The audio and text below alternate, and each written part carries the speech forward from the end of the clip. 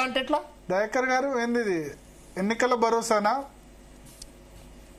ఒకసారి దగ్గర ఉన్న గ్రామ పంచాయతీ ఎక్కడన్నా పరిసర ప్రాంతాలు ఉంటే పోతే ఒక్కొక్క ఊర్లో ఒక్కొక్క రైతు రుణమాఫీ ఎవరికి అయింది, రైతు భరోసా ఎవరికైందని వివరాలతో ఫ్లెక్సీలు ఉన్నాయి. నేను ఇలా చూసినా కాబట్టి శ్రవణ్ గారికి చెప్తున్నా, పోయి ఒకసారి చూస్తే ఇలా ఈ 9,000 కోట్లతో ఈ 18 నెలల్లో ఫార్మర్ కమ్యూనిటీకి మనం ఇచ్చింది 50,000 కోట్లు దాటుతున్నాయి.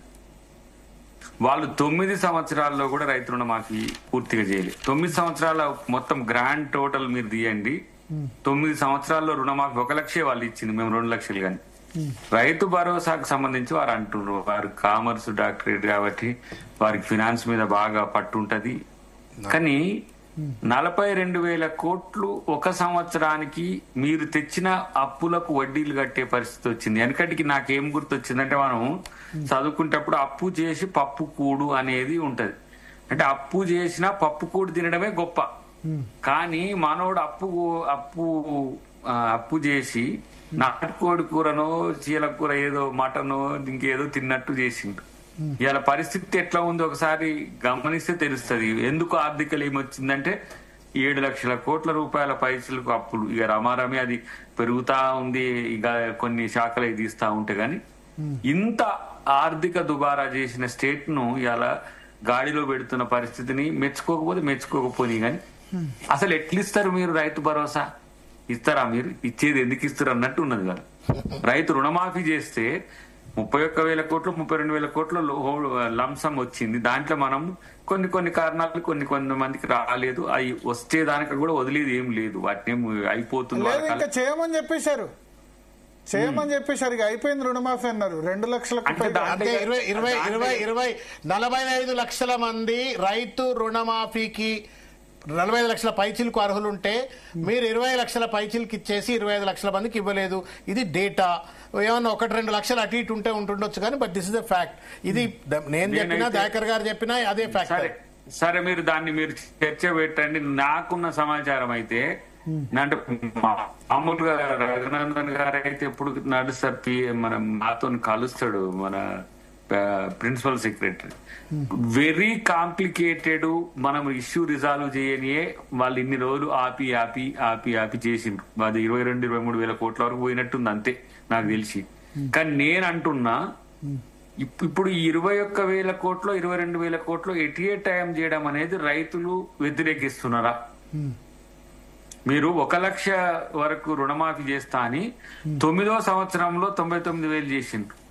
కానీ మేము మొదటి దాంట్లో చాలా మంది అంటున్నది ఏంది, మీరు రైతు రుణమాఫీ అనేది 2028లో 27లో చేసుకోకపోయినరు. అప్పుడైతే గుర్తుంటుండే, రాజకీయం చేసుకుంటుండే, వాళ్ళ లెక్కనే మీరు చేస్తే ఈ రైతు భరోసా ఇచ్చేస్తే అయిపోవు కదా అని.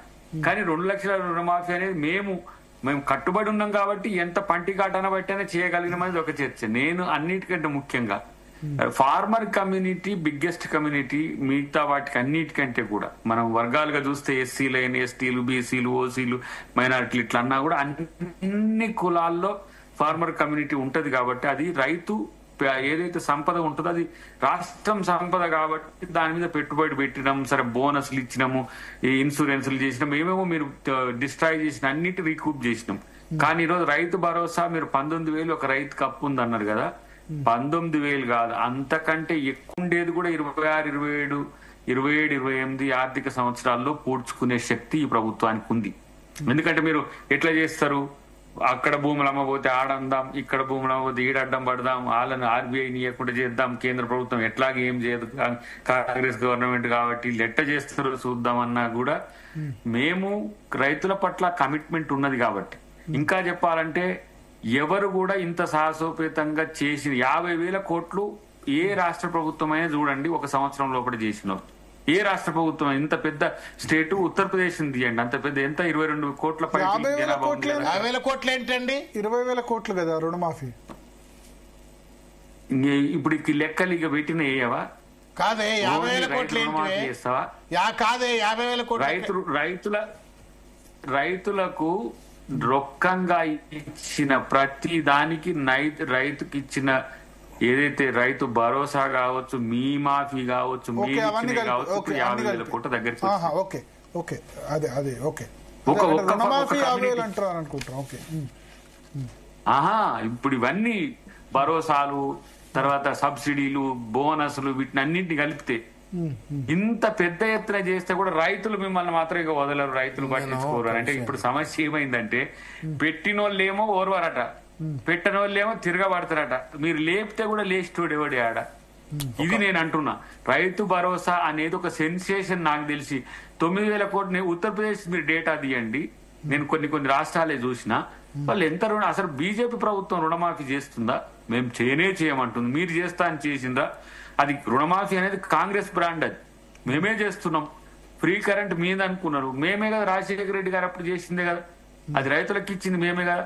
కాబట్టి ఇవన్నీ కూడా మీరు పొలిటికల్ పాయింట్స్ ఎక్స్పోజ్ చేయడంలో సక్సెస్ అవుతున్నారు కానీ రైతులను ప్రజలను కన్విన్స్ చేయలేరు. ఎందుకంటే కమిట్మెంట్ తో ఎక్కడ కూడా తగ్గట్లేదు అనే విషయాన్ని మీరు గుర్తుపెట్టుకుంటే మంచిదని నేను శ్రవణ్ గారికి చెప్తున్నా. అన్నిటికంటే ముఖ్యంగా మేము ఏ వర్గానికి వ్యతిరేకంగా లేము, అన్ని వర్గాలను కలుపుకుపోతున్నాం. ప్రత్యేకించి వ్యవసాయమే లక్ష్యంగా. ఇంతకుముందు మీరు వరి వేస్తే ఊరే అంటిది, వరిని ఏపించి కాదు, అత్యధికంగా ఎన్ని లక్షల మెట్రిక్ టన్నులు వచ్చిందో మీరు చూడండి. కాళేశ్వరం నుంచి చుక్క రాకపోయినా అయినా సరే కొన్నాం.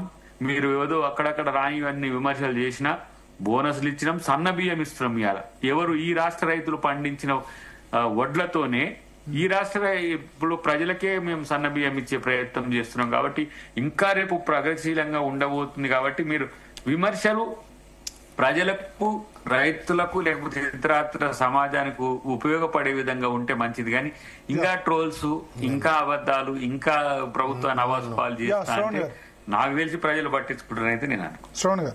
దయాకర్ గారు ఒక విషయాన్ని మరుగున పెట్టే ప్రయత్నం చేస్తున్నారేమో అనుకుంటున్నాను నేను.